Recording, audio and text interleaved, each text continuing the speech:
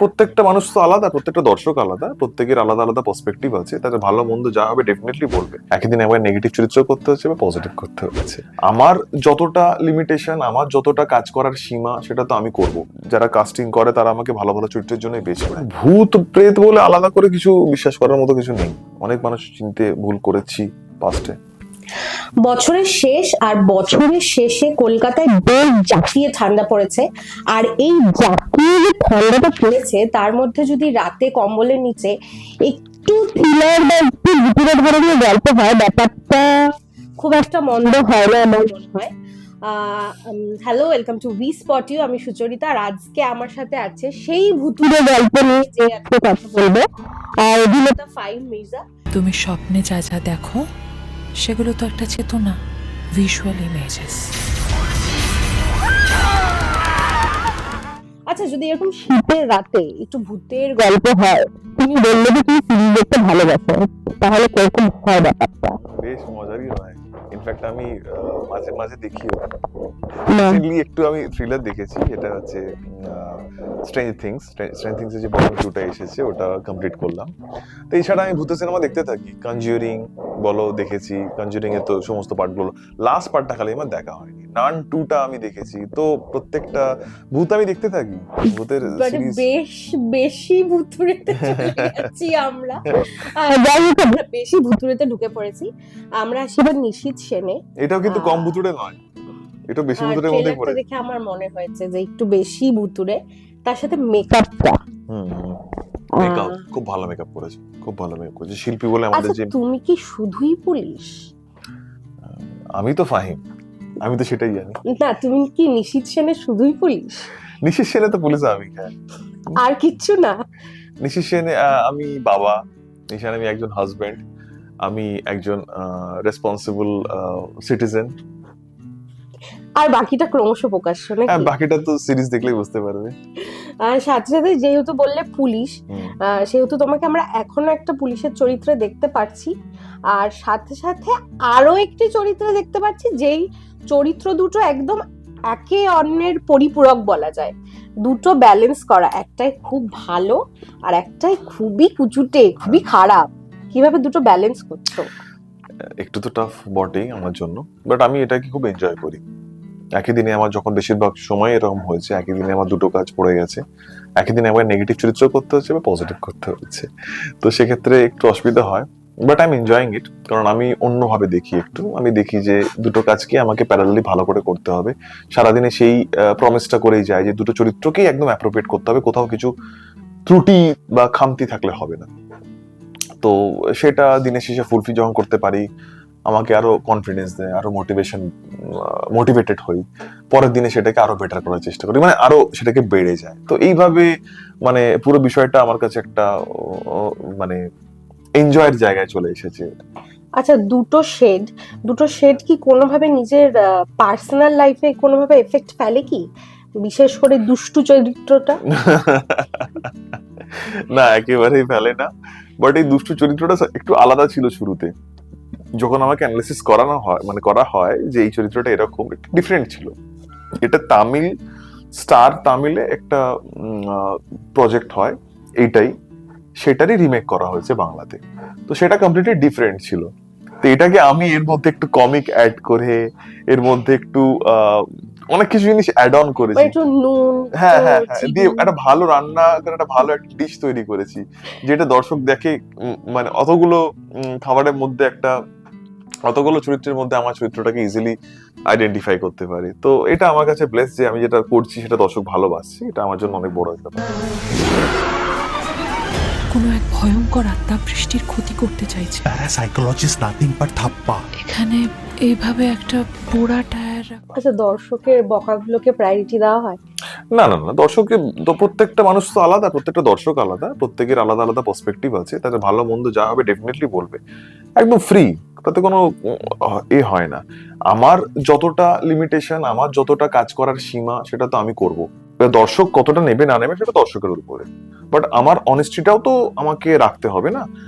সেইটা দর্শক কিভাবে নেবে না নেবে সেইটা সবসময় একটা কনফিউশন বা একটা থাকবে যে এটাকে দর্শক ভালোভাবে নেবে তো। এটাকে পজিটিভলি নেবে, তো তো এইটা তো থাকবেই, তো ঠিক আছে। তো তা বলে তো আমি আমার নিজের অনেস্টিটাকে হারিয়ে ফেলতে পারবো না, তাই না? সব শেষ করে দেবো, আপনি আপনার ফ্যামিলি সব শেষ করে দেবো, জ্যান্ত জ্বালিয়ে দেবো। Please help my daughter. Is this Nishit Shen? আচ্ছা, নিশির সেনে আমরা দেখছিলাম ট্রেলারে যে সেটটা বেশ ডার্ক, তারপর একটু আগুনের ব্যাপার রয়েছে, একটু বেশ ভুতুড়ে ব্যাপার রয়েছে। তুমি এর আগেও বেশ কয়েকটা পুলিশের চরিত্র করেছো, এখনো করছো।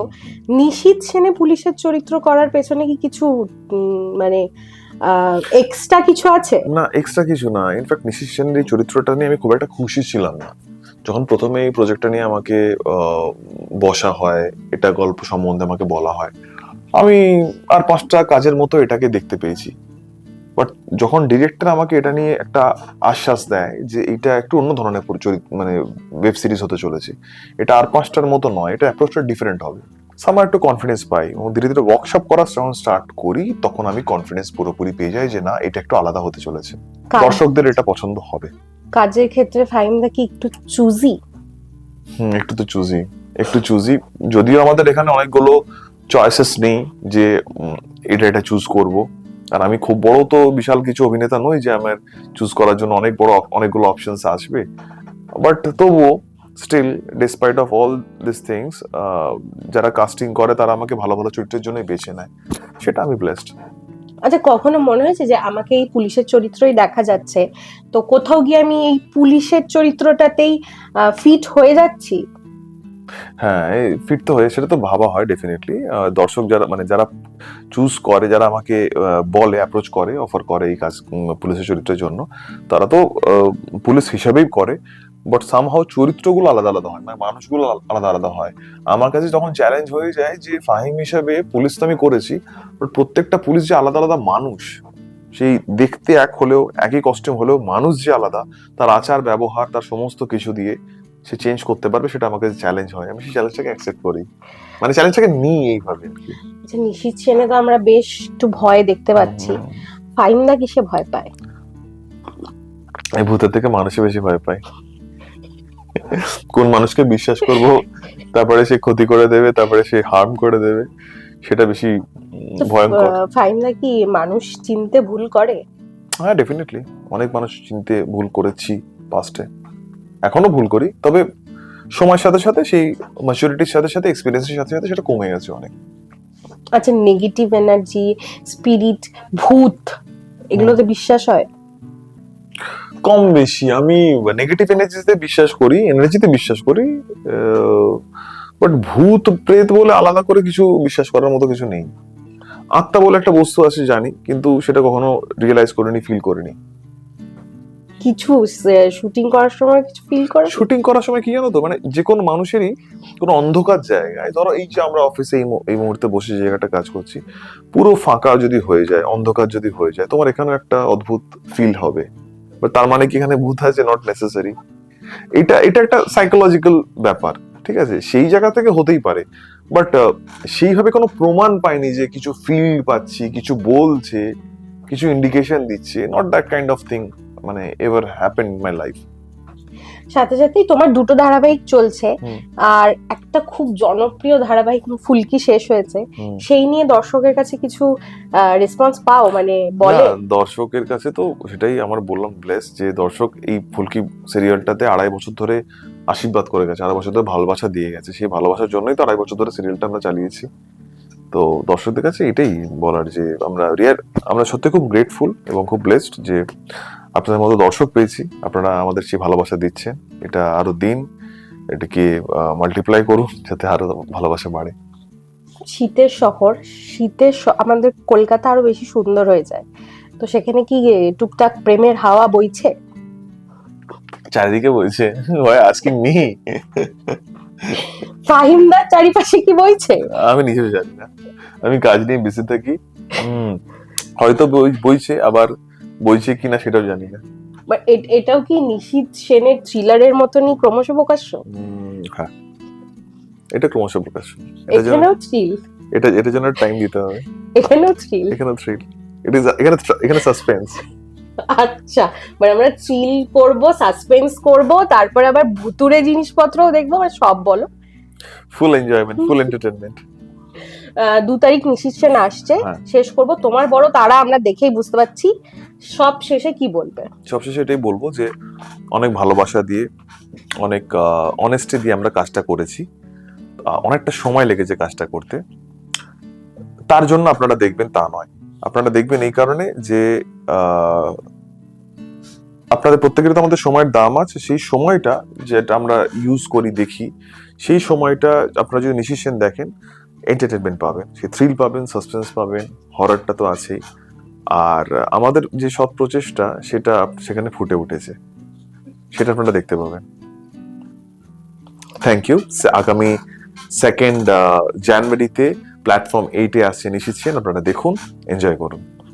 Advance happy new year. হ্যাঁ, তোমাকেও, তোমাদের সমস্ত দর্শকদেরকেও, প্রত্যেককে। তোমার নতুন বছর খুব খুব খুব ভালো কাটুক। আর এরকম আরো ভিডিও দেখার জন্য চোখ রাখতে হবে উই স্পট ইউতে।